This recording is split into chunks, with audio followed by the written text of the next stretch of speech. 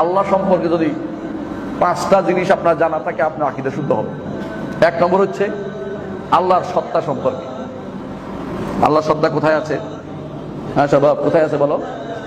আল্লাহ কোথায় আছে? আরশের উপরে। কোথায়? আরশের উপরে।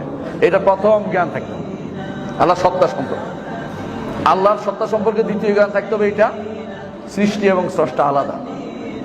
সৃষ্টি এবং স্রষ্টা আলাদা। সৃষ্টি এবং স্রষ্টা আলাদা একসাথে করে জ্ঞান করলে এটা জানা প্রথমটাই ভুল, জানা হয় নাই। সৃষ্টি এবং স্রষ্টা আলাদা, এই 2টা জ্ঞান মাস্ট রাখতে হবে, মাস্ট জানতেই হবে।